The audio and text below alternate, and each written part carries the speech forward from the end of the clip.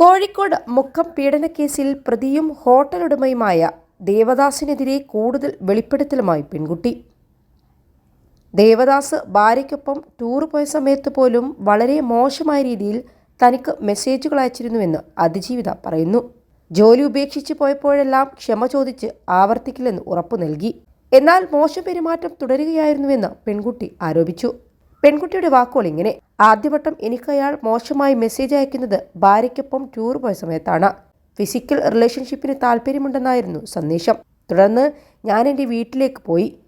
പിന്നീട് ഒരുപാട് സോറി പറഞ്ഞുകൊണ്ട് പലതവണ സന്ദേശം അയച്ചു. പൈൽസിൻ്റെ അസുഖമാണ്, സർജറി വേണ്ടിവരുമെന്നും ഞാൻ തിരികെ ജോലിയിൽ പ്രവേശിക്കണം എന്നും പറഞ്ഞു. പറ്റില്ലെന്ന് പറഞ്ഞതോടെ ബ്ലഡിൽ കുതിർന്ന അണ്ടർവെയർ കാണിച്ച് നീ വന്നില്ലെങ്കിൽ ആശുപത്രിയിൽ പോകില്ല എന്നായി. എൻ്റെ അമ്മയെ വിളിച്ചു കാര്യം പറഞ്ഞു. തുടർന്ന് കരഞ്ഞു കാല് പിടിച്ചതോടെ വീണ്ടും ഞാൻ പോയി തുടങ്ങി.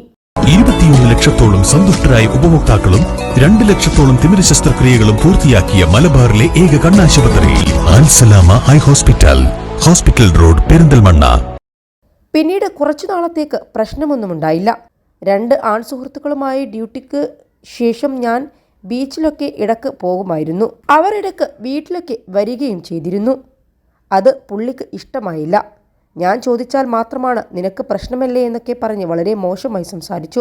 കേസിൽ റിമാൻഡിൽ കഴിയുന്ന ദേവദാസ്, ഹോട്ടൽ ജീവനക്കാരായ റിയാസ്, സുരേഷ് എന്നിവരെ കസ്റ്റഡിയിൽ ലഭിക്കാൻ പോലീസ് അപേക്ഷ നൽകിയിട്ടുണ്ട്. മുക്കത്ത് പീഡനശ്രമം ചെറുക്കുന്നതിനിടെ താഴേക്ക് ചാടിയ യുവതിക്ക് പരിക്കേറ്റതിൽ ഹോട്ടലുടമ പിടിയിലായി. കേസിലെ 1-ാം പ്രതിയായ ഹോട്ടലുടമ ദേവദാസിനെ മുക്കം പോലീസാണ് പിടികൂടിയത്. തൃശൂർ കുന്നംകുളത്ത് വെച്ചാണ് ഇയാൾ പിടിയിലായത്. കോഴിക്കോട് സ്വന്തം വാഹനം ഉപേക്ഷിച്ച ശേഷമാണ് കൊച്ചിയിലേക്ക് യാത്ര ചെയ്തത്. ഹൈക്കോടതിയെ സമീപിക്കാനിരിക്കുന്നതിനിടയിലാണ് പ്രതി പിടിയിലാകുന്നതും. ഇയാളെ മുക്കത്തെത്തിച്ച് പോലീസ് ചോദ്യം ചെയ്തു വരികയാണ്. മറ്റ് 2 പ്രതികൾക്കായി അന്വേഷണം തുടരുകയുമാണ്. യുവതിയെ ഹോട്ടലുടമയും ജീവനക്കാരും ഉപദ്രവിക്കാൻ ശ്രമിച്ചതിന്റെ വീഡിയോ ബന്ധുക്കൾ കഴിഞ്ഞ ദിവസം പുറത്തുവിട്ടിരുന്നു.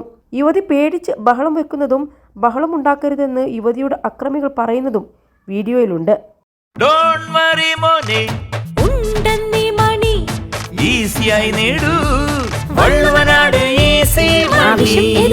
പണം ഞങ്ങൾ തരും.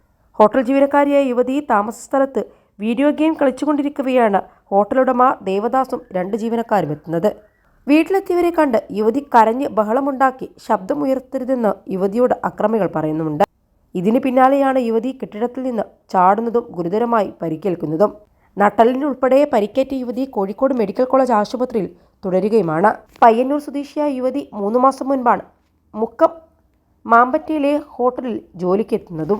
അതിക്രമിച്ചു കടക്കൽ, സ്ത്രീകളെ ഉപദ്രവിക്കൽ തുടങ്ങിയ വകുപ്പുകൾ ചേർത്താണ് പ്രതികൾക്കെതിരെ കേസെടുത്തിരിക്കുന്നത്.